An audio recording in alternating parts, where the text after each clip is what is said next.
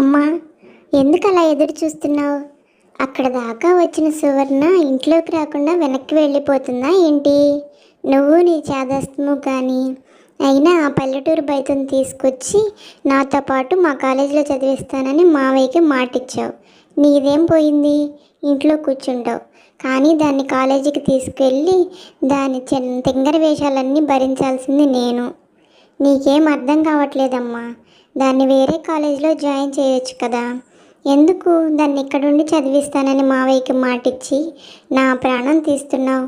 రేపటి నుంచి దాంతో కాలేజీలో నేను ఎలా వేగాలో ఏంటో. పో అమ్మా. రే రమేష్, అలా మాట్లాడకు. మావయ్యే గనక లేకపోతే ఇప్పుడు మనం ఈ పట్టణంలో ఇంత హాయిగా బ్రతికే వాళ్ళమా? మీ నాన్నగారు చనిపోయిన తర్వాత మావయ్యే మనకి సాయం చేశాడు. మనకి బిజినెస్ పెట్టుకోవడానికి తన పొలం తాకట్టు పెట్టి మరీ డబ్బులు ఇచ్చాడు. ఆ రోజు మావయ్య సాయం చేయకపోతే మనం ఈరోజు ఇలాంటి పరిస్థితుల్లో ఉండేవాళ్ళం కాదు. మావయ్య అడిగిన ఒకే ఒక చిన్న సాయం తన కూతుర్ని పట్నంలో చదివించమని. అది హాస్టల్లో అక్కడ ఇక్కడ పెడితే పాపం ఆడపిల్లరా, అసలే తింగర్ది. ఇంకా నువ్వేం మాట్లాడకు. సువర్ణని నీతో పాటు కాలేజీలోకి తీసుకువెళ్ళు, అంతే. అమ్మయ్య, వచ్చావా? ఏమైంది? గంట క్రితం ఎప్పుడో దిగానని ఫోన్ చేశావు, ఇప్పటి వరకు ఇంటికి రాలేదు. నాకెంత భయం వేసిందో తెలుసా? అడ్రస్ ఎక్కడన్నా మిస్ అయిపోయిందో, పాపం ఏం తెలియక ఎక్కడెక్కడ తిరుగుతున్నావోనని ఇంతసేపు ఎదురు చూస్తున్నాను. బాగున్నావా? ఊర్లో అమ్మ, నాన్న, తమ్ముడు అందరూ బాగున్నారా? ఏంటి నేను ఇంత మాట్లాడుతున్నా నువ్వేం మాట్లాడకుండా అలా నుంచున్నావేంటి? ఏం లేదత్తయ్య, ఆటో వాడు నన్ను మోసం చేయబోయాడు. వాడికి ఒక వార్నింగ్ ఇచ్చొచ్చేసరికి ఇంత టైం పట్టింది. 5 సంవత్సరాల క్రితమే కదా నాన్న నేను మీ ఇంటికి వచ్చాం. అప్పుడు ఆటో ఛార్జీ 20 రూపాయలు, ఇప్పుడేమో 100 రూపాయలు అడిగాడు. అంటే నన్ను అందరిలాగే వాడు కూడా తింగరది అనుకుంటున్నాడు. అందుకే వాడితో సమాధానం చెప్పి వాడితో గొడవపడి 20 రూపాయలకే మన ఇంటి దగ్గర దించేలా చేసుకున్నాను. ఈ గొడవ పడ్డానికి కొంచెం టైం పడింది, అందుకే లేట్ అయింది అత్తయ్య. అమ్మ, నాన్న, తమ్ముడు అందరూ బాగున్నారు. మన వీధి చివర సీతమ్మ ఆంటీ నిన్ను అడిగానని చెప్పమంది అత్తయ్య. ఏంటి బావాలా సైలెంట్గా నుంచున్నాడు? అనేలోపు రమేష్ లోపలికి వెళ్ళిపోతాడు. ఆగు రమేష్, ఏంటి అలా వెళ్ళిపోతున్నావు?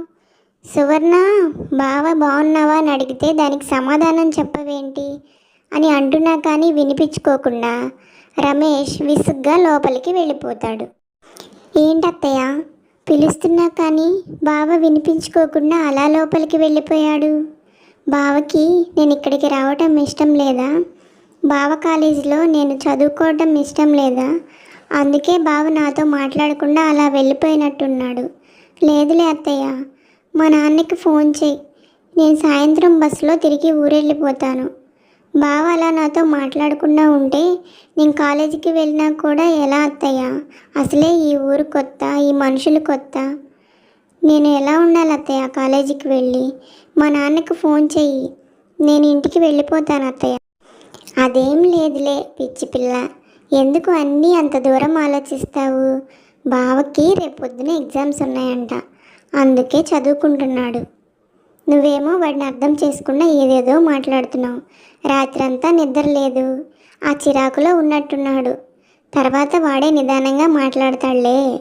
బావ గురించి నీకు తెలియంది ఏముంది? బావ ఎవరితో ఎక్కువగా మాట్లాడు కదా పిచ్చి పిల్ల. దీనికే ఊరెళ్ళిపోతాను మా నాన్నకి ఫోన్ చేయి అంటున్నావు. ఇంకొకసారి ఊరెళ్ళిపోతాను మా నాన్నకి ఫోన్ చేయి అంటే నేను నీతో మాట్లాడను. ఆ తర్వాత రోజు ఇద్దరూ కలిసి కాలేజీకి బయలుదేరతారు. అప్పుడు రమేష్ సువర్ణతో ఇలా అంటాడు. ఏంటి ఈ డ్రెస్లోనే కాలేజీకి వచ్చేస్తావా? అయినా నా కర్మ కాకపోతే నిన్ను నేను తీసుకొని కాలేజీకి వెళ్ళాల్సి వస్తుంది. కాలేజీలో నా ఇమేజ్ అంతా డ్యామేజ్ అవుతుంది. కానీ ఒక్క విషయం గుర్తుపెట్టుకో, నీ క్లాస్ రూమ్ చూపించే వరకే నేను నీతో ఉంటాను, తర్వాత నేను నీతో ఉండను. అలాగే ఇంట్లోనే మన ఇద్దరం బావ మరదళ్ళం.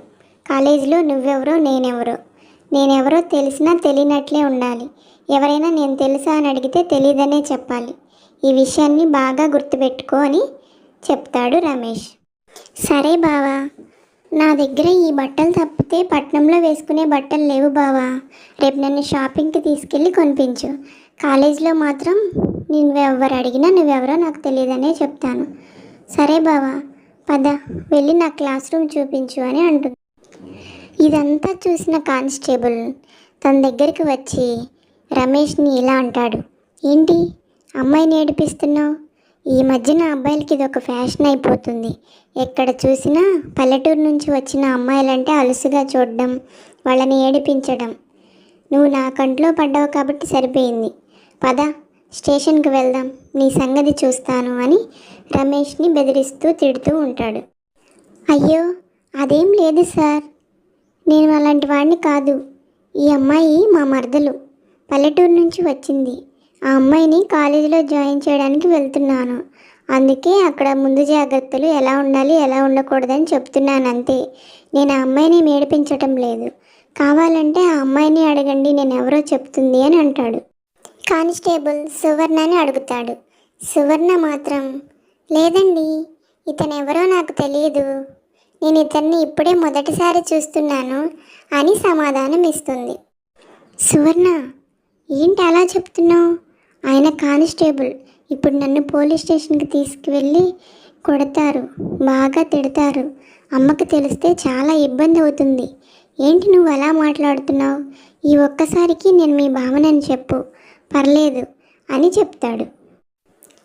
ఏంటో బావా నువ్వు చెప్పిన మాట మీద నువ్వే నిలబడటం లేదు.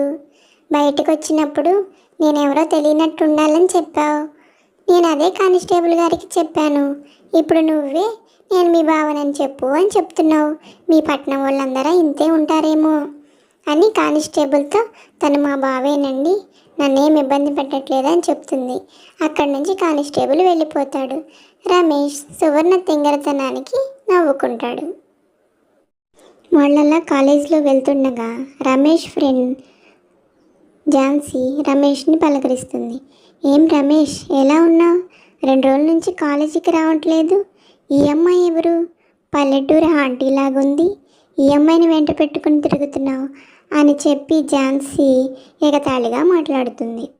వెంటనే సువర్ణ కోపంగా బావ వైపు తిరిగి, బావా నీ దగ్గర ఏమన్నా డబ్బులున్నాయా? ఉంటే ఇవ్వు బావా. ఈ అమ్మాయికి పాపం బట్టలు కొనుక్కోవడానికి కూడా డబ్బులు లేవనుకుంటా. ఏయో 2 గుడ్డ పేలికలు తగిలించుకొని తిరుగుతుంది. ఇలాంటి వాళ్ళకి దానం చేస్తే చాలా మంచిది బావా, పుణ్యం కలుగుతుంది. డబ్బులు ఇవ్వు బావా అంటుంది. వెంటనే రమేష్, సువర్ణ ఆపు, తను నా ఫ్రెండ్ ఝాన్సీ. ఇది పట్నంలో ఇలానే ఉంటారు, వాళ్ళ డ్రెస్సింగ్ స్టైలే అంతా. నువ్వు అలా వాళ్ళని తక్కువ చేసి మాట్లాడకూడదు. తను నా ఫ్రెండ్, తను నా గురించి ఏమనుకుంటుంది నువ్వు ఇలా మాట్లాడితే అని అంటాడు. సారీ ఝాన్సీ, ఏమనుకోకు. తను నా మరదలు, విలేజ్ నుంచి వచ్చింది మన కాలేజీలో చదువుకోవడానికి. తనకి ఇక్కడ కల్చర్ అవేమీ తెలియవు, మోడర్న్గా ఉండడం తెలియదు. అందుకే నిన్నలా అర్థం చేసుకుంది. చిన్నగా తనే ఈ సిటీ కల్చర్కి అలవాటు పడుతుందిలే. తనేదో తెలియక మాట్లాడింది, నువ్వు అదేది మనసులో పెట్టుకోవద్దని చెప్పి తన ఫ్రెండ్ ఝాన్సీకి సర్ది చెప్తాడు. ఝాన్సీ కూడా అక్కడి నుంచి వెళ్ళిపోతుంది. ఇంతలో సువర్ణ క్లాస్ రూమ్ వస్తుంది. క్లాస్ రూమ్ బయట రవళి నిలబడి ఉంటుంది. రమేష్ రవళితో, రవళి తిను నా మరదలు, విలేజ్ నుంచి వచ్చింది, తనని కొంచెం జాగ్రత్తగా చూసుకో, తను కూడా మీ క్లాసే అని చెప్తూ ఉంటాడు. రవళి సువర్ణకి షేక్ హ్యాండ్ ఇవ్వబోతుండగా సువర్ణ రవళి 2 చెంపులు వాయిస్తుంది. అంతలోకే బాగుండి, ఎందుకు ఆ అమ్మాయిని అలా కొడుతున్నావు అంటాడు. అప్పుడు సువర్ణ, అయ్యో బావా తిను అమ్మాయా, ఇలా క్రాప్ వేసుకుని ప్యాంటు షర్ట్లు వేసుకుంటే ఎవరో అబ్బాయి వచ్చి నా చెయ్యి పట్టుకుంటున్నాడని కోపంతో కొట్టాను బావా. అయినా ఇలా అబ్బాయో అమ్మాయో అర్థం కాకుండా ఉంటే ఎవరైనా కన్ఫ్యూజ్ అవుతారు, నేనేంటి అని అంటుంది సువర్ణ. ఏంటి రమేష్, ఈ అమ్మాయి ఇంత హార్డ్గా ఉంది, ఈ అమ్మాయిని మెయింటైన్ చేయడం నా వల్ల కాదు, నేను తనతో వెళ్ళను అని అక్కడి నుంచి రవళి వెళ్ళిపోతుంది. ఇలా మరదల తింగర చేష్టలతో తలనొప్పితో రమేష్ చాలా ఇబ్బంది పడుతూ ఉంటాడు. ప్లీజ్ ఫ్రెండ్స్, ఈ వీడియో కనుక మీకు నచ్చితే please like, share and subscribe చేసుకోండి.